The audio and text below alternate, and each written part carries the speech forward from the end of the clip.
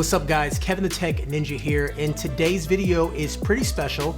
I just picked up a Mac Mini and I integrated it into my current setup, and I just want to take a few minutes to show you how I have it set up. So if you see my previous setup video, overall not much has changed, but I am no longer using the 16-inch MacBook Pro as my main computer. Now, most of this video is going to be shot on the iPhone 12 Pro Max. I use no special equipment, no crazy stabilizers or anything like that, but I am using a tripod for some static shots and the shot you're seeing now. As far as audio, I am going to use professional audio external microphone compared to the microphone on the iPhone. This video actually was edited on LumaFusion on the iPhone 12 Pro Max as well, so I'm turning this into a completely mobile video.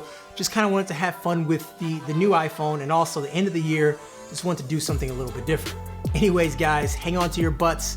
Let's do the setup. So let's start off with the Mac Mini. This Mac Mini is the M1 with 8 gigabytes of RAM and 512 gigabytes of storage. As of this recording, the 16 gigabyte version has not came out just yet. So I have the 8 gigabyte instead for now. Now I am interested to see how 8 gigabytes react because I am used to having 16 gigabytes in my MacBook Pro. Now the Mac Mini I originally had on this laptop tray from Vivo, but I just moved it down into my enclosure under my desk. In here, I have quite a few things that helps me run my YouTube channel. Number one, I have a dock from OWC. This dock gives me more Thunderbolt port, a USB port, gigabit Ethernet port, and it also has DisplayPort that works with my monitor. Also down here, I have Lacy drives. This one is 8 terabyte hard drive, which I use for long-term storage, and then a 2 terabyte SSD RAID, which I'm using as my scratch disk when I'm editing. An average project of mine can take 200 to 300 gigabytes of data, and I do about 2 to 3 projects at the same time often. And with that being said, I just won't have enough room on my Mac Mini, so I do need external SSD. It being an SSD, I can still work and still edit off it. So this actually is very clutch and something I absolutely need to use. I have a UPS, which everything is plugged into, and that is a uninterrupted power source or power supply. I totally forget which one it is. But what's nice about it is, let's say the power goes out, I still have roughly 5 to 10 minutes to complete what I was working on and shut everything down safely. The monitor that I'm using is from Dell. It's a 38-inch ultra-wide monitor. I love the form factor of ultra-wide, and working on my whole timeline in a nice wide format makes things much easier for me. This monitor is pretty accurate with colors, and it just has a nice, clean, minimal design.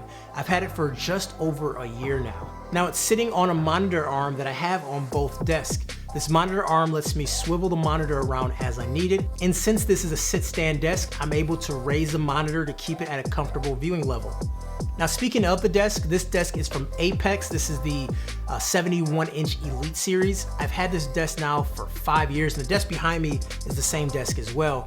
I highly recommend Apex desk. I'm sure there's cheaper ones out there on the market, but let me tell you, 5 years now, I've still had it. It is very solid, it's very strong too. It can lift up to 250 pounds. So this is just the desk I recommend for anyone if they ever ask me if they need a sit-stand desk. Apex desk, like I said, 5 years, still going strong. The computer speakers are the YU4s from Cantu, and they're sitting on monitor stands. Sadly, these speakers are only Bluetooth, and when editing, obviously it's hard to use Bluetooth because there's a little bit of lag. So sometimes I use the speakers built into the monitor, which I don't really want to do. The mouse I'm using is the MX Master 3 for Mac, and this mouse lives up to the hype. It is very comfortable, has a horizontal scroll wheel, and it has these soft touch buttons along the grip, and it's just a solid overall performance mouse. This keyboard is Keychron K2. It's wireless, it's wired if you want, it's mechanical, it's RGB. Battery life is pretty good, getting me around 5 days of usage, and then I plug it in overnight and I'm back up and running. On the desk, I have a microphone, which is pretty old now, but it works well for video chats, voiceover work, and more. I also have a light stand that clamps to my desk, and this is where I hold my camera. I put my camera here to help me get consistent shots for me being on camera. I got this from my boy Michael Tobin. It's a really good idea to get a consistent shot. So anytime I need to do A-roll, I just set my camera on here and it's good to go. And I don't have to worry about moving stuff around. It's just always consistent and always ready to go. Now when plugging in audio, I have a Mix Pre 3 audio recorder, which I keep under my desk on one of these laptop trays. And This lets me get clean audio. I plug my microphones into it and then I'm able to just get good audio for videos. But anyways, guys, if you wanna know more about my setup, I have other videos going over my setup in much greater detail. Just wanted to shoot a video on the iPhone 12 Pro Max and also talk about the Mac Mini a little bit. Not sure if I'm going to review it or not because other people review it much better than me, but I'm extremely happy with the Mac Mini. Apple did an amazing job with it. Performance is really, really good. And I'm not having any Bluetooth issues like people talk about. Anyways, guys, that's it. If you like this type of content, make sure you leave a like and subscribe. Kevin the Tech Ninja, and I'll holler at you guys later. Peace.